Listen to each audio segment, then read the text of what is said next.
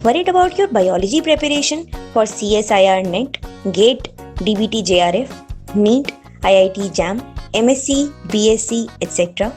Join the channel for the one-stop solution for the free and complete preparation of all your exams. मैं दीपशिखा गोस्वामी बनाऊंगी आपकी preparation को आसान।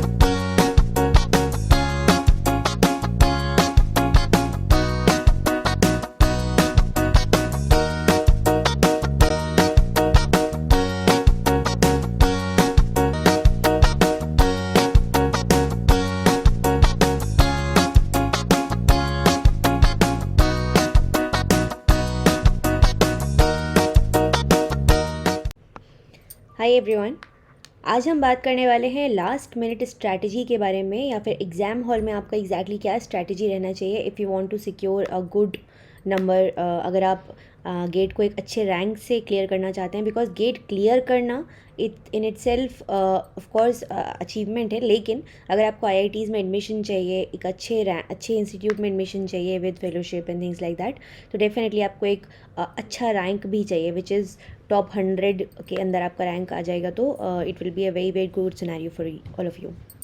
So let's begin. Before starting, जैसे कि मैं हमेशा बोलती हूँ, लाइक ज़रूर से कीजिए वीडियो को। अगर आपको पसंद आता है तो शेयर कीजिए अपने दोस्तों के साथ में, सब्सक्राइब कीजिए चैनल को, और टेलीग्राम ग्रुप जो है उसको ज्वाइन कर लीजिए, बिकॉज सारी जितनी भी अपडेट्स होते हैं वो मैं आपको टेलीग्राम पे ही शेयर करती हूँ, तो उसका लिंक आपको डिस्क्रिप्शन बॉक्स में मिल जाएगा। सबसे पहले बात करते हैं हम लोग पेपर के पैटर्न के बारे में। तो पेपर का जो पैटर्न है, आई एम श्योर अभी आप लोगों को सबको पता है। सबसे पहले जो एक्सेल के बारे में मैं स्पेसिफिकली यहाँ पे बात करने वाली हूँ। तो यहाँ पे जस्ट अ सेकेंड, ओके। तो पेपर का पैटर्न में सबसे पहला जो सब्जेक्ट रहेगा वो रहेगा आपका जनरल एप्टीट्यूड। ठीक है, जनरल एप्टीट्यूड बेसिकली 15 मार्क्स का आता है। यहाँ पे इंग्लिश के भी क्वेश्चंस होते हैं, रीजनिंग भी होती है, बेसिक एप्टीट्यूड भी होता है। अगर आप लोग CSIR की तैयारी कर रहे हो, आई एम श्योर कि अच्छे से आपका जनरल एप्टीट्यूड ऑलरेडी प्रिपेयर्ड होगा। इफ़ नॉट, तभी भी मैं बोलूँगी कि एक अच्छा अमाउंट ऑफ क्वेश्चंस आप यहाँ पे कर सकते हैं। ठीक है, फिर आता है केमिस्ट्री। केमिस्ट्री में काफ़ी लोगों को काफ़ी डिफ़िकल्टीज़ फेस करनी पड़ती हैं, ऐसा मुझे लगता है, स्पेसिफिकली फॉर गेट, क्योंकि बहुत समय हो चुका होता है इसे टच छूटे हुए। तो अब जो NCERTs हैं बेसिक, मैंने आपको हमेशा वही सजेस्ट किया है, प्लस मेरे ही चैनल पे आपको एक वीडियो मिलेगा जहाँ पे most repeating topics of chemistry मैंने डिस्कस किए हैं, उसको आप वीडियो को देख सकते हो, लिंक मैं डिस्क्रिप्शन बॉक्स में डाल दूँगी। फिर आता है गेट के भी, जनरल एप्टीट्यूड के भी मैंने काफ़ी सारे पेपर सॉल्व करवाए हैं, तो वो भी आप ज़रूर से देख सकते हैं। फिर आते हैं सब्जेक्ट्स। ये होता है 25 मार्क्स का। सो टोटल यहाँ पे 40 मार्क्स आपको मिलता है। उसके बाद में आपको 2 सब्जेक्ट चूज़ करने होते हैं out of 5 subject, that is biochemistry. Biochemistry के अलावा यहाँ पे होता है जूलॉजी। जूलॉजी के अलावा यहाँ पे बॉटनी होता है, food technology and microbiology. Mostly जो स्टूडेंट्स अगर वो स्पेसिफिक उस बैकग्राउंड को बिलोंग नहीं करते, जैसे कि फूड टेक्नोलॉजी या माइक्रोबायोलॉजी को, तो इन 3 सब्जेक्ट्स में से कोई भी 2 सब्जेक्ट चुनते हैं, और एक सब्जेक्ट के मार्क्स होते हैं 30 marks, that is in total यहाँ पे 60 मार्क्स आपको मिलते हैं। मतलब अगर मैं बात करूँगी तो इन टोटल 100 मार्क्स आपको यहाँ पर मिलते हैं। Of course there is a negative marking as well, but not in all the questions. ठीक है, फिर आते हैं सब्जेक्ट्स टू कंसीडर। तो आई एम श्योर कि इस मोमेंट तक आप लोग ऑलरेडी फाइनलाइज कर चुके होते हो कि आपको क्या सब्जेक्ट वहाँ पे अटेम्प्ट करना है। अगर आप बायोकेमिस्ट्री ले रहे हो तो उसके साथ बेस्ट ऑप्शन होता है जूलॉजी या फिर बॉटनी। डेफिनेटली बॉटनी, अगर आपने थोड़ा भी कोर बॉटनी पढ़ा है तो वो एक एडेड एडवांटेज रह जाता है आपके लिए, क्योंकि इन तीनों सब्जेक्ट के ही जो सिलेबस है वो बहुत ज़्यादा मैच करता है CSIR के सिलेबस से। तो मोस्ट ऑफ द स्टूडेंट्स इन्हीं 3 को अटेम्प्ट करते हैं या ऑप्ट करते हैं। बाकी बॉटनी के साथ जूलॉजी इज़ द बेस्ट, मतलब मैं बोल सकती हूँ कि इसके साथ में जो सब्जेक्ट मैच करके आप ले सकते हो वो है, क्योंकि दोनों का जो सिलेबस है वो CSIR के सिलेबस से काफ़ी ज़्यादा सिमिलैरिटी रखता है, और काफ़ी सारी चीज़ें जो हैं आपको वो सेम सी मिल जाती हैं CSIR की तैयारी अगर आप अच्छे से कर रहे हैं तो। ठीक है, बाकी बॉटनी भी काफ़ी इजी है, बशर्ते आपने जो कुछ इकोनॉमिक बॉटनी है, सब जो एरियाज़ हैं इनको थोड़ा बहुत भी कवर किया है तो। और रिपीटिशन बहुत ज़्यादा होता है क्वेश्चंस का, तो अगर आप प्रीवियस ईयर क्वेश्चंस करके जा रहे हैं, पिछले 10 साल के पेपर भी सॉल्व करके जा रहे हैं, तो आपको कम से कम नहीं तो 20 to 30 क्वेश्चंस का रिपीटिशन देखने के लिए मिलेगा। अगेन मैं बोलूँगी आपको कि मैंने गेट के लिए एक शॉर्ट सीरीज़ चलाई थी, शॉर्ट सीरीज़ 1, उसका पूरा कंपाइलेशन है, ठीक है, उस वीडियो को देख लीजिए लास्ट मिनट के लिए। और साथ ही साथ एक मैंने फॉर्मूला का वीडियो भी बनाया है आप लोगों के लिए, उस वीडियो को आप लोग देख सकते हो। दोनों ही वीडियोस बहुत ज़्यादा बेनिफिशियल होने वाले हैं आपके लिए, दोनों का लिंक मैं आपको डिस्क्रिप्शन बॉक्स में दे दूँगी, ठीक है। मतलब पिछली बार बहुत ज़्यादा नंबर का क्वेश्चन यहाँ से आया था। मैंने लास्ट ईयर ही सबसे पहली बार शॉर्ट सीरीज़ स्टार्ट किया था, और मैंने जब गेट के लिए ये शुरू किया तो उसमें बहुत ज़्यादा हेल्प मिली बच्चों को। तो आई एम श्योर कि इस बार भी आप लोगों को ये काफ़ी हेल्प करेगा। फिर आते हैं टारगेट मार्क्स के ऊपर। जैसे कि मैंने बोला 100 मार्क्स का आपका पूरा पेपर है, तो अगर आप जनरल एप्टीट्यूड में 15 में से लेट्स से 7 to 8 मार्क्स का पेपर भी अटेम्प्ट कर लेते हैं, ठीक है। उसके बाद केमिस्ट्री में हम ज़्यादा उम्मीद नहीं रख रहे हैं, तो मैं बोलती हूँ कि लेट्स से हम वापस से 7 से लेके 8 मार्क्स का ही अटेम्प्ट कर पा रहे हो आप 25 में से। मैं बहुत कम लेके चल रही हूँ। फिर आते हैं दोनों सब्जेक्ट्स के ऊपर। जो भी आपने 2 सब्जेक्ट्स यहाँ पे चूज़ किए हैं उनमें 60 में से लेट्स से आप अटेम्प्ट कर पाते हैं 40 मार्क्स का। सो इस सिनेरियो में आपका कुछ भी नहीं तो लाइक 40 प्लस 15 या 40 प्लस आप बोलोगे तो 16, अच्छा खासा नंबर आपका बन जाएगा। 56 मार्क्स के अराउंड आप कर पाएंगे अगर आप सिर्फ और सिर्फ वो क्वेश्चंस करके आ रहे हो जिनके लिए आप एकदम श्योर हो, आप बिल्कुल भी डाउटफुल क्वेश्चंस अटेम्प्ट नहीं कर रहे, एकदम भी नेगेटिव मार्किंग में नहीं जा रहे हो, तो ठीक है। तो try to do it this way. यहाँ पे अगर थोड़ा बहुत कम भी होता है, थोड़ा यहाँ बढ़ाने की कोशिश कीजिए या यहाँ बढ़ाने की कोशिश कीजिए, जिससे कि आप उसको बैलेंस आउट कर पाएँ। 60 के ऊपर अगर आप मार्क्स लेकर आ जा रहे हैं तो वो एक बहुत ही ज़्यादा अच्छा नंबर है, मतलब बहुत ही ज़्यादा अच्छा नंबर है। डेफिनेटली आपका जो रैंक है वो ऑल इंडिया रैंक 100 के ऊपर ही आएगा। इनफैक्ट काफ़ी कम पे भी, मतलब क्योंकि स्कोर थोड़ा कम ही जाता है गेट का कट ऑफ, तो मैं बोल सकती हूँ कि 40-45 के अराउंड भी आपको ठीक ठाक चीज़ें मिल जाती हैं। लेकिन क्योंकि मैंने यहाँ पे टारगेट मार्क्स लिखा हुआ है, तो मैं आपको टारगेट करने के लिए बोलूँगी 60 मार्क्स। अब ये आपके ऊपर डिपेंड करता है, बिकॉज अब आप बोलोगे कि मैम इतना ही डिफ़िकल्ट पेपर है, इतना आसान थोड़ी होता है 60 मार्क्स ले आना। डेफिनेटली आई नो दैट, मैं इस जगह पे हूँ, मैं उस सिचुएशन में हूँ कि मैं बिल्कुल जानती हूँ और क्लियर करके आई हूँ एग्ज़ाम। मुझे पता है कि पेपर कितना डिफ़िकल्ट है, कितना ईजी है। अगर आप मेहनत कर रहे हो, डिफ़िकल्ट होते हुए भी आप अच्छे खासे नंबर से इसको क्लियर कर सकते हैं, ये एक इम्पॉर्टेंट बात है जो मैं आप तक पहुंचाना चाहती हूँ। तो अगर आपने प्रीवियस ईयर क्वेश्चंस किए हैं, अगर आपने प्रॉपरली सब्जेक्ट्स को डिटेल्ड सिलेबस के साथ में पढ़ा है, एनालाइज कर करके, अगर आपने प्रॉपर फॉर्मूला रिपीटिशन देखा है, तो आप बहुत आराम से 50 प्लस मार्क्स ले आ सकते हैं, ठीक है। तो टारगेट विल बी 60 मार्क्स। अगर आप बहुत अच्छा कुछ IIT में एडमिशन वगैरह चाहते हैं तो उसके ऊपर लाने की कोशिश कीजिएगा, बाकी अगर नहीं पढ़ा है तो क्या ही कर लोगे। फिर आते हैं क्वेश्चंस टू टारगेट फर्स्ट। अब यहाँ पे मैं बोलूँगी आपसे, देखिए जनरल एप्टीट्यूड में जहाँ पे भी आपको रीजनिंग दिखे, जैसे कि इतने लोग हैं, इस तरीके से बैठे हैं, एक दूसरे को फेस कर रहे हैं, ये इस तरीके से, तो ये सब क्वेश्चंस बड़े इजी हो जाते हैं। या फिर क्लॉक हो गया, कैलेंडर हो गया, सीरीज़ हो गया, ईजी हो जाते हैं। अगेन इंग्लिश के भी क्वेश्चंस आप ठीक ठाक कर सकते हैं। केमिस्ट्री में जो रिपीटिशन वाला एरिया है, या जहाँ पे आपको लगता है थोड़ा बहुत भी आपने कुछ पढ़ा है और वहाँ से चीज़ें मिल रही हैं, उसको आप ट्राई कर सकते हो।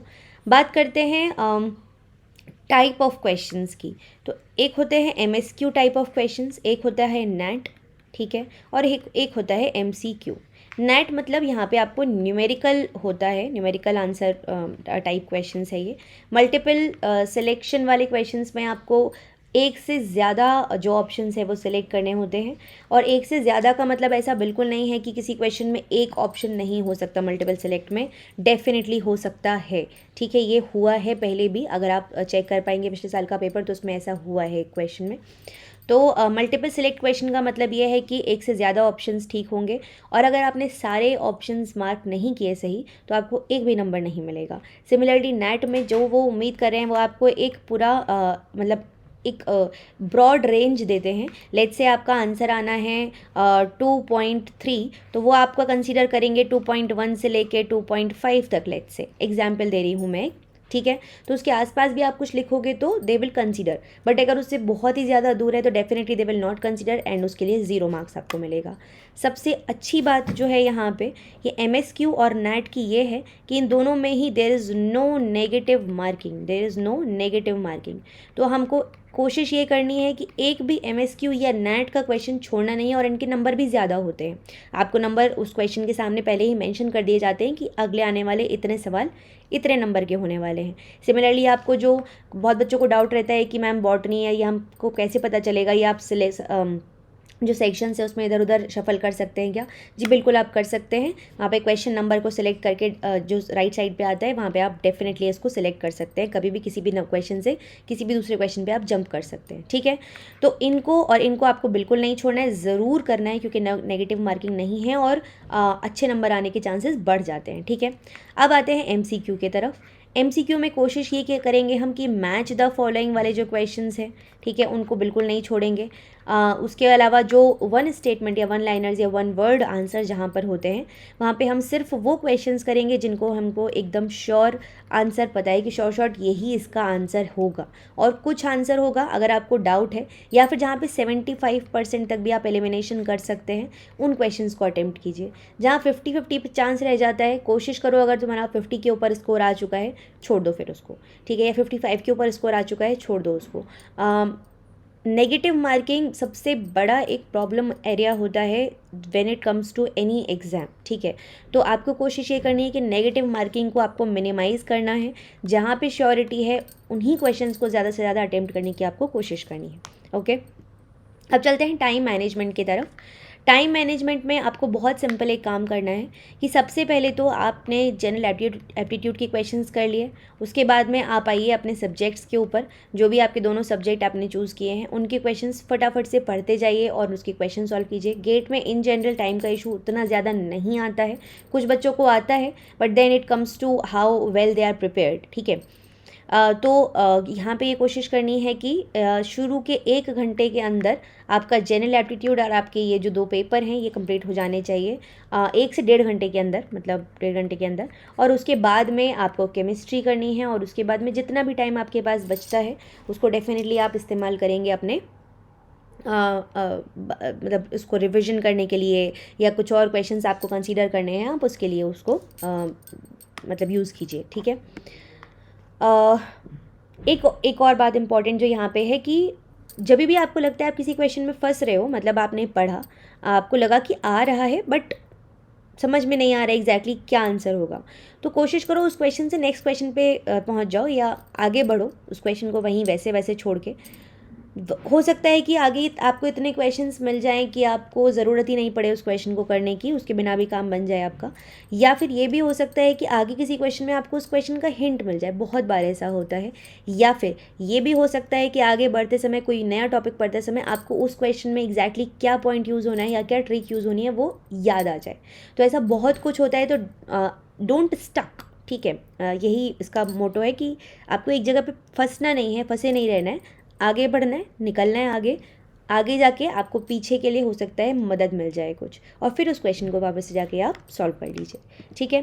फिर चलते हैं marks for selection in IIT। Definitely 60+ marks पे आराम से सिलेक्शन हो जाता है, उसके नीचे भी हो जाता है, मतलब डेफिनेटली 50+ पे भी आराम से सिलेक्शन हो ही जाता है, क्योंकि जैसे कि मैंने बताया कट ऑफ उतना ज़्यादा नहीं होता है। लेकिन हमें कोशिश यही करनी है, जैसे कि मैंने बोला कि 60+ मार्क्स आप लेकर आइए, जिससे कि आपका जीवन आसान हो पाए। So this is all about this particular session. I hope कि लास्ट मिनट टिप्स जो लास्ट मिनट जो टिप्स हैं या ट्रिक्स हैं ये आपको बहुत मदद करें। जितनी भी इम्पॉर्टेंट एरियाज़ मैंने बताए हैं कीप दैट इन माइंड, और बाकी जो मैंने बोला कि वीडियोज़ के लिंक मैं आपको डिस्क्रिप्शन बॉक्स में दूंगी, उनको ज़रूर देख लीजिए, वो बहुत हेल्प करने वाली है आपको। जितनी भी शॉर्ट सीरीज़ है, बेसिकली 1, 2, 3 3 सीरीज़ मैं लेकर आई हूँ अभी तक, इन तीनों को देख कर चले जाइए। 1 का कंपाइलेशन आपके सामने है, 2 और 3 का कंपाइलेशन मैं आप लोगों को आज या कल के अंदर आज रात तक मैं देने की कोशिश करूँगी आप लोगों को, तो उसको आप ज़रूर से देख लो। It will be really helpful for you in all of your exam, DBT, GATE, CSI NET, every exam, ठीक है। I hope you like the video, hit the like button, subscribe the channel, and do let me know if you need any sort of help regarding your preparation. Take care everyone. आप लोगों को बहुत सबसे पहली बात मैं good wishes देना चाहती हूँ कि अच्छा आप एग्ज़ाम में कर आओ, और will see you on the other side tomorrow and day after tomorrow. Take care everyone, bye bye.